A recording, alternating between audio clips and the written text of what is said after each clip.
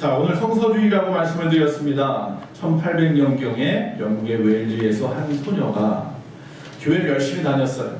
근데 그 교회에 가서 말씀을 듣는데 너무나 좋은 거예요. 근데 그 마음에 어떤 마음이 생겼냐면 이 말씀을 나도 직접 내 눈으로 읽어보고 싶다. 그 당시에는 성경책 구하기가 너무 어려웠어요. 그런데 그 매주일, 일주일에 한 번밖에 교회 가서 성경 말씀을 들을 수 없다는 게 너무나 안타까웠는데 소문이 들렸어요. 그 옆에 있는 성당에 가면 성경책이 펼쳐져 있고 누구든지 볼 수 있다는 겁니다. 근데 또 열심히 또 그 성당에 가서 말씀을 읽으려고 하면 사람들이 많아요.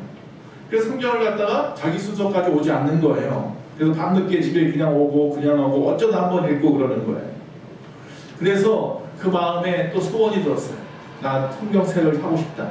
근데 너무 비싼 거예요. 그래서 그 아이가 1년 동안 열심히 아르바이트해서 돈을 모았어요. 그래서 드디어 이제 이 돈을 가지고 가야겠다 하고 가지고 갔어요. 어디로 갔느냐 하면 어느 큰 교회에서 성경책을 판다는 소리를 듣고 간 거예요. 한 6마일을 갔다가 걸어서 갔어요. 가서 그곳에서 성경책을 사려고 했더니 그 목사님이 그러시는 거예요. 아이고, 성경책이 다 떨어졌다. 이 아이가 그 마음이 어떻겠어요? 너무나 마음이 아팠어요. 그리고 그냥 쓸쓸히 돌아가는 그 아이를 보았어요. 그래서 그 큰 교회의 목사님께서 그 모습을 보고 야, 이러면 안 되겠다. 그래서 뜻있는 목사님들하고 의투합을 했어요. 그리고 200여 명이 성서공회라는 걸 만들었어요. 그리고 1804년에 드디어 성경책을 찍어내기 시작했어요. 그리고 나서 1904년 100년이 지난 다음에 그 찰스 목사님이라는 분이 시작한 그 성서공회가 크게 번창하고 세계로 뻗어나가기 시작하면서 그때 아예 날짜를 정했어요. 자, 1904년 그때 12월 달이 되면 첫째 주나 셋째 주에 성서주일로 지내자라고 정했어요. 그리고 우리나라에서는 6.25가 끝나고 나서 1954년에 12월 둘째 주에 성서주일로 지키기로 모든 교회가 합의를 봤어요. 그래서 매년 12월 둘째 주, 바로 오늘은 성서주일로 모든 교회들이 모이는 날이에요. 오늘 성서주일을 위한 특별 헌금을 여러분들이 해주시면 그것은 모아서 어디로 보내냐면 보통 총회로 보내거나 성서공회로 보냅니다. 만약에 성서공회로 보내면 교도소라든지 뭐 이런 주변에 어려운 곳에 보내게 되는 거고요. 성경을 만들어서 총회로 보내면 총회 안에 있는 어려운 교회에 성서를 보급하는 일에 사용되게 됩니다. 학생들이 가장 스트레스 받는 것은 공부입니다. 그렇죠? 정말 어떤 아이들은 난 정말 공부가 너무너무 재밌어 하는 학생들도 특이하게 몇 있지만 대부분의 학생들은 스트레스 받는 것이 공부입니다. 그러나 그렇습니다. 할 수 없이 학생의 본분이 공부니까 공부한다 하고 공부하는 것입니다. 인생을 살다 보면 그런 일들이 많이 있습니다. 주부가 설거지나 청소하는 것이 그렇습니다. 야, 드디어 청소할 시간이 됐어. 얼마나 가슴 떨리는지 모르겠어. 그리고 청소하는 분은 없어요. 우리 아내도 보면 저 시키지, 대부분 나나 아이들 시키지 안 하려고 하는 거 보니까 청소는 재미없는 것 같아요. 설거지도 마찬가지죠. 야, 드디어 내가 설거지를 한다 그러면서 손에다가 장갑을 끼고 이러는 분은 없어요. 억지로 하지 못해서 마지 못해서 합니다. 해야 되는 것이니까 합니다. 여러분, 공부도 그렇고 역시 마찬가지로 주부가 하는 주부의 모든 일들도 그렇고 우리 주변에 이처럼 하지 않으면 안 되는 일, 힘들지만 그래도 해야 되는 일들이 있다는 거예요. 그거 하지 않아 보세요. 설거지 안 하고 청소 안 해보세요. 공부하지 않아 보세요. 어떻게 하겠습니까?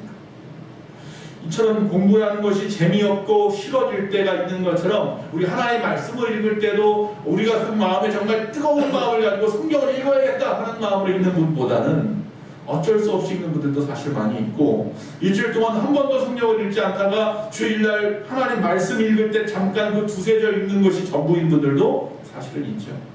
뜨끔하십니까?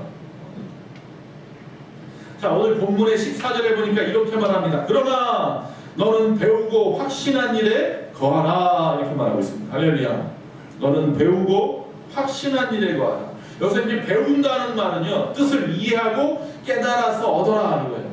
하나님의 말씀을 읽을 때 뜻을 갖다가 이해하고 깨달아야 돼요. 그리고 여기서 보면 또 그런 말씀을 합니다. 자, 너는 배우고 라고 말했는데 그 다음에 확신한 일에 거하라 이렇게 말합니다.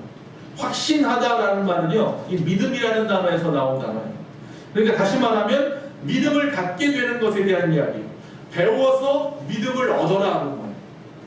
그런데 그 당시 오늘 이 말씀은 디모데 후서잖아요. 즉 디모데라고 하는 어린 목사에게 그의 스승이었던 사도 바울, 영의 아버지라고 하는 이 사도 바울이 보내는 편지인데 그 편지 안에 무엇에 대한 얘기를 하고 있냐면 말씀을 배우는 것에 대한 이야기를 가르치고 있는 거예요. 자, 성경을 갖다 맨 처음 바울에게 배운 건 아니에요. 그의 외조모 로이스와 그의 어머니였던 유니게를 통해서 말씀을 배웠어요. 그리고 난 후에 이 복음은, 즉 예수 그리스도의 복음은 누구에게 배웠어요? 바로 바울에게 배웠던 거죠. 이처럼 그의 부모와 그의 스승으로부터 배웠던 이 하나님의 말씀, 그 말씀을 갖다가 믿고 그 믿은 다음에 어떻게 하나? 그 위에 거하라 라고 말하고 있습니다. 거한다는 말은요, 끝까지 머물러서 흔들리지 말고 버텨라, 그런 이야기예요. 네가 배웠지, 그래서 믿었지, 그럼 그 말씀에서 흔들리면 안 돼. 왜 그런 말을 하느냐? 왜 이런 말씀을 하느냐? 우리가 지금 3장 후반부를 읽었지만 1절에 보니까 이렇게 시작해요. 3장은. 자, 다 같이 읽어보겠습니다. 시작. 너는 이것을 알라. 말세에 고통하는 때가 이르리라. 말세 때 고통하는 때가 와요. 수많은 이단과 수많은 무리들이 핍박하고 어려움을 줄 때가 온단 말이에요. 그때를 이기는 방법이 있어요. 그게 뭐다? 바로 배우고 확신한 것에 거하여야 된다는 거예요. 하나님의 말씀을 배우고 그 위에 믿음을 가지고 그 위에 흔들리지 않아야 이 말세의 고통을 이길 수 있다 라고 말씀하고 있는 거예요. 믿으십니까? 그래서 시편 119편 105절에 보니까 주의 말씀은 내 발의 등이요 내 길의 빛이니라 라고 말합니다. 내가 갈 바를 갖다가 이것이 옳은 길인지 바른 길인지 보여주는 것이 뭐다? 말씀이니라. 마지막 때 살아가는 저와 여러분, 말씀은 그런 힘이 있습니다. 그래서 16절 17절에 모든 성경은 하나님의 감동으로 된 것으로 교훈과 책망과 바르게 함과 의로 교육하기에 유익하니 이는 하나님의 사람으로 뭐하게 해요? 온전하게 하고 그리고 모든 선한 일을 행할 능력을 갖추게 하려 함이라. 그게 이 마지막 말세 때 이 말씀을 우리가 받고 배우고 듣고 행해야 되는 이유인 거예요. 여러분 성경에 보면 많은 인물들이 나옵니다. 구약하면 대표적인 인물이 누구일까요? 여러분 누구라고 생각하십니까? 각자마다 조금씩 다르겠죠? 한번 이야기해 보세요.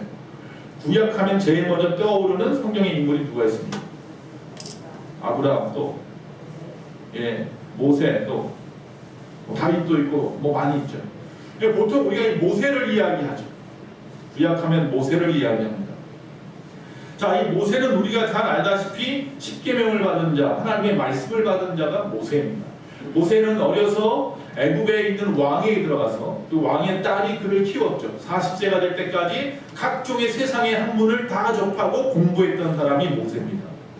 하나님이 그렇게 모세를 40년 동안 세상의 모든 학문을 배우게 하시고 그리고 또 40년 동안은 광야로 끌고 가셔서 양치면서 살게 하셨어요. 또 기다림에 인내하며 준비하게 하시고 80세가 되어서 비로소 자기 민족을 이끌고 나오는 그리고 그 민족에게 하나님의 말씀을 직접 전하는 자로 하나님이 세우시는 것을 보게 됩니다. 자, 신약하면 또 어떤 인물이 생각이 납니까? 신약하면 예수님 빼고 인물로 누가 또 있을까요? 여러분 생각나는 사람? 예, 바울. 보통 신약하면 베드로나 바울을 많이 생각하죠. 바울이 그렇습니다. 바울도 우리가 아는 바와 같이 이 사람은 처음부터 예수님을 믿는 사람이 아니었죠. 예수님을 믿는 자들을 오히려 잡아 죽이려고 했던 바리새인이었죠. 그 의기가 그냥 혈기가 왕성했던 젊은 시절 주님을 믿는 자만 있다면 어디든지 달려갔던 사람. 그러나 그는 우리가 아는 대로 가말리엘이라고 하는 학문 안에서 열심히 공부한 사람이에요. 지금 뭐라고 하면 서울대 나온 사람이란 말이에요. 많은 것을 배우고 많은 것을 준비했던 이 바울. 근데 그가 결국 다메섹 도상에서 거꾸러지고 주님을 만난 후에 그가 변화되었죠. 정말로 진정으로 구주이심을 깨닫게 되고 알게 되었죠. 그래서 그가 복음을 전하는데 그가 젊었을 때 열심히 공부했던 말씀이 기초가 되었던 거죠. 그래서 그를 통하여서 우리가 이단으로부터 이겨낼 수 있는 방법을 배웁니다. 그를 통하여 참된 믿음의 교리를 우리가 배우게 되는 거예요. 성경 특별히 우리 3구 27 이렇게 외우잖아요. 39권의 구약은 모세를 중심으로 이루어졌다면 신약의 27권은 우리가 물론 사복음서도 있지만 바울을 중심으로 해서 이루어졌죠. 약 13권 정도의 책을 갖다가 바울이 썼어요. 27권 중에. 그러니까 바울의 서신을 통해서 우리는 믿음이 무엇인지, 복음이 무엇인지, 이단은 어떤 것인지 구별할 수 있게 된 거죠. 하나님이 이처럼 모세와 바울 같은 사람을 들어서 사용하시는 거예요. 자, 이사야서 50장 4절에 보니까 주 여호와께서 학자의 혀를 내게 주사 나로 공필한 자로 말로 어떻게 도와줄 줄 알게 하시고 아침마다 깨우치시되 나의 귀를 깨우치사 학자같이 알아듣게 하시도다. 할렐루야. 이사야가 그렇게 이야기해요. 끊임없이 말씀을 주셔서 그 말씀으로 어떻게 가르칠지를 갖다가 배우게 하시더라. 즉 학자는 누굽니까? 말 그대로 배우는 자가 학자입니다. 즉 이사야나 바울이나 모세만 학자가 아니라 저와 여러분도 하나님의 말씀을 배우는 학자가 되어야 될 줄로 믿습니다. 뭐 그렇다고 해서 우리가 박사학위를 받을 필요는 없습니다. 우리 삶 가운데에서 공부하는 자가 되라는 이야기입니다. 열심히 공부해야 됩니다. 제가 전에도 말씀드렸습니다. 외국여행 갈 때마다 느끼는 게 뭐냐면 우리나라 사람이나 중국 사람들은 전부 다 깃발 쫓아다니면서 수십 명씩 우르르 몰려서 사진 찍기 바쁘고 자기 거기다 막 이름 새기고 이러는데 유물 같은 데 가서 도적지 가서 유럽 사람이나 이런 사람들 보면 뭐예요? 공부해요. 가서 여기가 어떤 데인지 뭐 하는지 다 적고요. 사진도 그냥 찍는 게 아니라 다 필요에 따라 찍고요. 그렇게 준비하고 공부해서 자기 걸 만들더라고요. 너무나 보면서 야 창피한 마음이 들었어요. 성지순례를 가서도 그랬다니까요. 성지순례 가서도 한국 사람들은 깃발 쫓아다니고 사진 찍느라고 정신없어. 집사님, 권사님 빨리 오세요, 빨리 오세요. 그리고 여기가 베들레헴 어느 교회래요, 여기가 무슨 교회래요, 무슨 교회 사진 다 찍어놨어요. 가이드가 뭐라 그래요? 집에 가도 다 모릅니다. 아니나 다를까 집에 가서 보니까 다 모르겠어요. 이게 어디였는지. 수많은 교회 앞에서 찍어가지고 사진을 이게 무슨 교회인지 어디서 찍은 건지 몰라요. 그렇게 해가지고 무슨 공부를 하고 무슨 성지순례를 하나 싶은 거예요. 그 이후로 저는 성지순례 가면 그렇게 안 해요. 사진 찍고 나면 밑에 다 적어놔요. 미리미리 다 노트하고 그래요. 그래서 앨범도 하나씩 이렇게 만들어요. 어디 성지를 가였다는 앨범도 만들어요. 그렇게 해야 내 거가 되는 거잖아요. 배움이라는 것이 그런 거예요.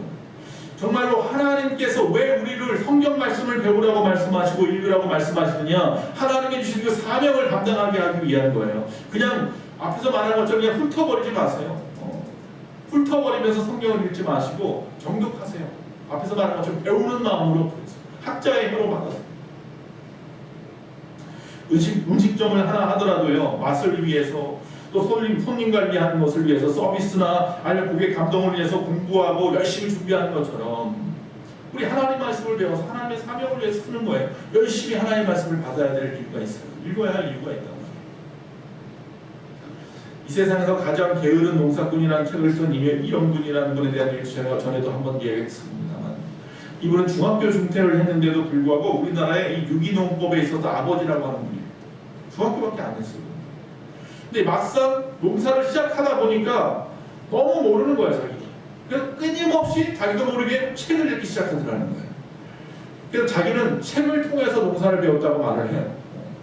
그런데 정말로 그 책을 보고 열심히 공부하는 대로 했더니 놀라운 수확을 얻게 되고 좋은 유기농법을 갖다가 공부하게 되어서 우리나라 1인자가 될 수 있었다고 말을 해요. 여러분이 존경하는 분들 대부분을 보면 그 손에서 책을 놓지 않았을 거예요. 그런데 우리는 핑계를 댑니다. 하나님의 말씀을 읽든지 아니면 우리 공부하는 책을 읽든지 우리 책 읽는 것에 대해서 많은 핑계를 합니다. 어떤 핑계를 합니까? 습관이 안 됐다고 말합니다. 습관이 안 되어서. 쉽지 않습니다. 갑자기 책을 손에 들고 책 읽는 습관을 둔다는 것이 쉽지 않습니다. 그러나 할 수 있다는 겁니다. 안 된다는 그 의식이 사실은 문제입니다. 운전하시는 분들 여기 많이 계실 겁니다. 여러분 맨 처음 초보였을 때를 생각해 보십시오. 덜덜덜 떨립니다. 운전대 하나만 잡아도 부담스럽습니다. 시동 거는 것부터 겁이 납니다. 근데 지금 보시면 어떻습니까? 후진도 잘하고 주차도 잘하고 말이죠. 요리조리 잘 빠져나가기도 하고 속도도 낼 줄도 알고 다 하잖아요. 몸에 어떻게 됐어요? 습관이 되어버렸잖아요. 근데 지금 아직까지도 장롱면허인 분들도 많이 있습니다. 그분들은 그 습관이 되는 그 길을 못하고 있는 거예요. 두려움 때문에 못하고 있는 거죠. 누구는 하고 누구는 못하고가 이 사람이 뭐 성격이니 뭐 어떤 분은 어떤 사람은 이 사람의 능력이니 말하지만 사실은 습관이 되어 있지 않아서입니다. 하려고 하는 습관이 아니라 이게 무슨 말이냐면 저 같은 경우도 마찬가지입니다. 제가 운전을 처음 배웠을 때 저는 운전 면허 따자마자 그 다음날 차를 몰고 나갔어요. 왜 그랬느냐면 제가 전도사 시절이었는데 전도사의 덕목이 그러면 안 되는 건데 전도사의 덕목 중에 하나가 뭐냐면 운전면허거든요. 그러니까 큰 교회일수록 전도사 뽑을 때 뭘 보느냐면 운전면허가 있는지 없는지 보고 뽑아요. 교회차 운전하라는 거예요. 저도 전도사 시절에 저와 함께 일하는 전도사님은 운전면허가 있어서 교회차를 막 운전을 해요. 그러다 보니까 사례금도 많이 받고 인정받는 것 같은데 난 운전을 못하니까 군대 갔다 와서 얼마 안 돼서 그게 마음이 그게 아팠어요. 상처였어요. 그래서 운전면허 따자마자 뭘 할 것도 없어요. 그냥 그 다음날 곧바로 차 끌고 나가서 한 번도 사고 나지도 않았어요. 그 후로. 계속 운전을 하니까 몸에 습관이 되어서 배워지더라는 거죠. 즉 필요하다는 의식이 있으면 하는데 이 필요하다는 의식이 없으니까 안 하는 것뿐이에요. 운전도 다 그렇단 말이에요. 공부도 마찬가지예요. 우리가 수영이나 자전거나 이런 거 배우는 것도 마찬가지예요. 필요하다는 의식이 있으면 한단 말이에요. 근데 그런 의식이 별로 강하지 않으니까 안 하는 거더라고요. 습관이 안 돼요. 그래서. 또 어떤 핑계를 대냐면 시간이 없어서라고 말합니다. 시간이 없어서. 정말 책 하나 읽을 시간이 없으십니까? 혹시 그런 병풍 사진 하나 제가 올렸는데 그런 병풍을 하나 봤는지 모르겠습니다. 이런 병풍을 혹시 보셨습니까? 뭐가 있어요? 물고기가 있죠. 몇 마리예요? 못 세세요? 하나, 둘, 세 마리예요. 세 마리. 이걸 뭐라고 말하냐면 삼어도라고 해요. 삼어도. 이건 보통 어느 집에 있느냐면 보통 옛날에 과거 시험을 보려고 하는 그 사람들 방 뒤에 병풍으로 있는 사진이에요. 이게 무슨 말이냐면 삼어도라는 말이 뭐냐면 중국식 발음으로 삼여라는 말하고 같아서래요. 다시 말하면 우리는 누구든지 세 가지 여가가 있다는 거예요. 아무리 바쁜 사람도 세 가지 여가는 갖고 있다는 거예요. 농사를 짓는 분들도 아무리 바쁘다고 해도 겨울이나 비 올 때나 밤에는 쉰다는 거예요. 그러니까 우리 여러분들이 아무리 내가 바빠서 성경 읽을 시간이 없습니다. 말씀 볼 시간이 없습니다. 하지만 3번 정도의 여유는 있어요. 아닌가요? 그렇죠. 또 어떻게 말하냐면 이 귀찮아서라고 말하는 줄 알죠. 세 번째. 여러분 제가 항상 여러분에게 말합니다. 반문하는 거예요. 귀찮다고 하는 분들한테 바쁘다고 하는 분들한테 만약에 하나님께서 귀찮아하시면 여러분 하나님께서 여러분 구원하는 일을 귀찮아하시면 여기 구원받을 자가 하나도 없어요. 주님은 십자가에 못 박아 당신의 몸을 희생하면서까지도 나를 구원하시는 분이에요. 귀찮았으면 못 하실 일이에요. 그 일을 기쁨으로 하셨어요. 오히려. 바울은 감옥에서도 하나님이 감동하셔서 성경을 말씀을 썼단 말이죠. 목회 서신이야. 에베소서, 골로새서, 빌립보서, 빌레몬서 이 목회 서신 전부 다 어디 썼어요? 감옥에 썼었어요. 디모데 전후서요? 감옥에 잡혀가면서 급하게 쓴 거예요. 디모데한테. 책을 읽고 열심히 또 공부하고 그런 일에 게으르지 않았던 사람들. 말씀을 우리가 영의 양식이라고 하잖아요. 여러분 귀찮아서 밥 굶는 사람은 안 됩니다. 뭐 거식증 같은 거 걸리신 분 아닌 이상 귀찮아도 밥을 먹는 것처럼 우리가 영의 양식이기에 말씀을 즐겨 하시는 저와 여러분 되시길 바랍니다. 그 바로 그 배움의 기초가 뭐냐면 성경인 거예요. 하나님께서 우리에게 자신을 드러내는 방법을 갖다가 계시라고 해요. 우리가 계시 받았다 보통 이렇게 얘기하죠. 계시는요 또 두 가지 단어예요. 일반 계시가 있고 특별 계시라는 게 있어요. 일반 계시라는 것은 뭐냐면 자연을 통해서 하나님이 만드신 모든 자연과 흘러가는 그 역사 그리고 우리 안에 선한 양심을 통해서 하나님의 계심을 알게 하시는 거예요. 그런데 문제는 인간이요 바로 에덴 동산에서 죄를 지은 이후로 우리가 타락하여서 지금도 하나님은 온 우주 만물을 통해서 말씀하시고 계시고 봄, 여름, 가을, 겨울, 사계절 통해서 말씀하고 계시고 또 흘러가는 이 세상의 역사 속에서 말씀하시고 지금 코로나 같은 이런 상황 속에서 끊임없이 우리에게 말씀하시고 우리 안에 있는 선한 양심을 통해서 우리 어떤 죄악된 것들을 가르쳐 주시고 말씀하시는데도 불구하고 우리가 죄악으로 타락해서 귀가 어두워 눈이 어두워 주님을 볼 수 없으니 들을 수도 없으니 그래서 하나님이 특별하게 우리에게 다시 계시를 주셨어요. 그게 뭐냐면 시작에 와서 예수 그리스도인 거죠. 인간의 몸을 입고 이 땅에 오신 예수 그리스도의 말씀이 바로 계시인 거예요.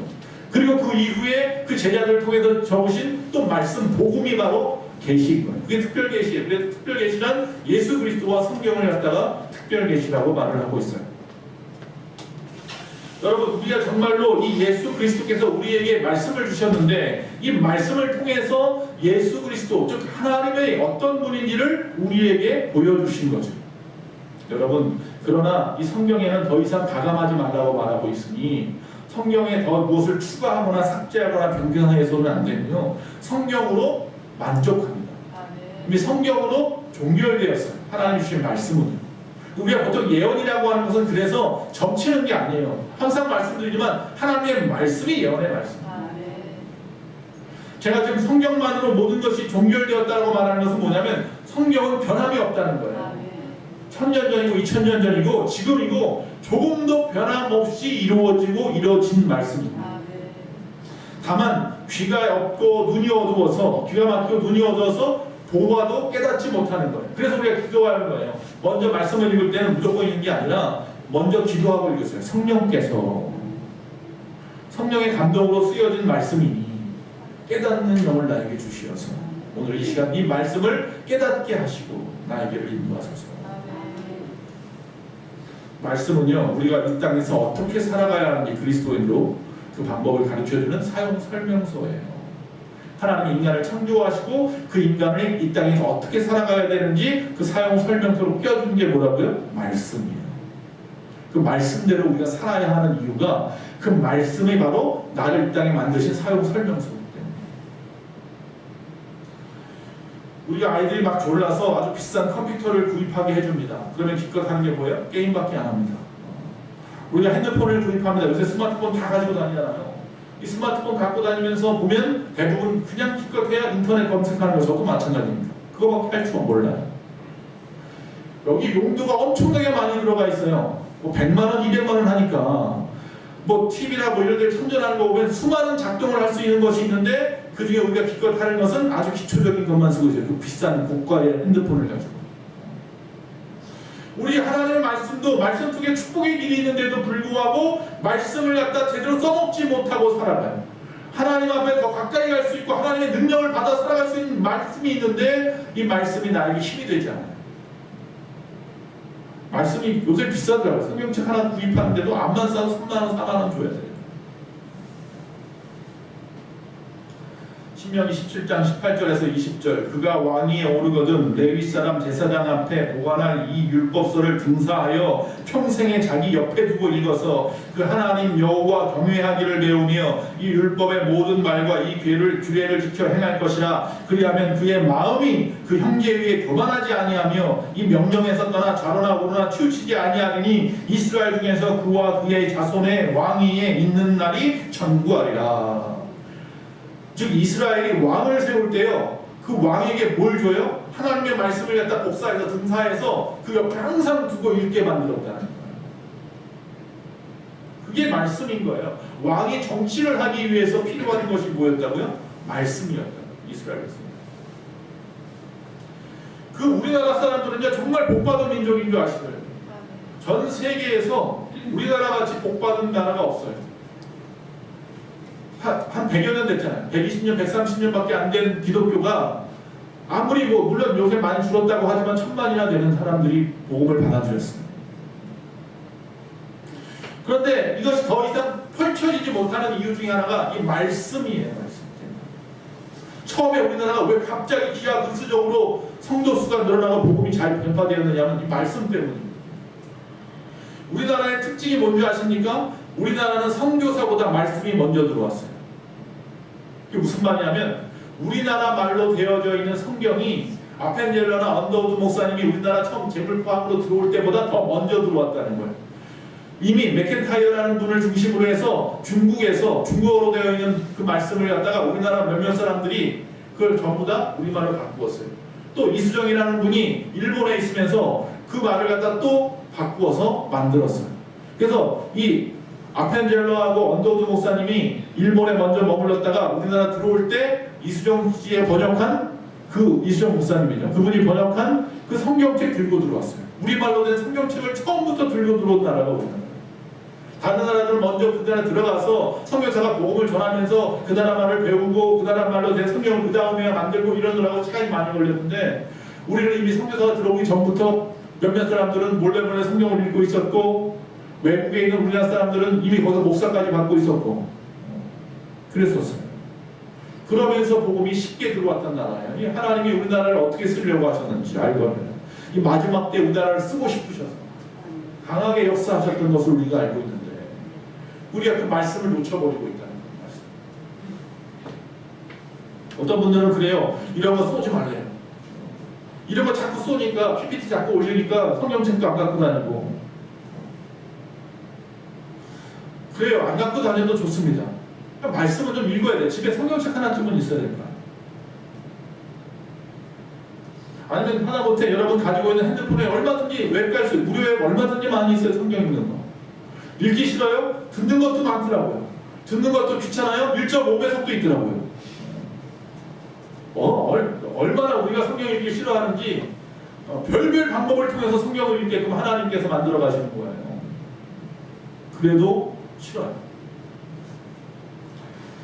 제가 우스갯소리를 예전에 성서주의를 한 적이 있었습니다.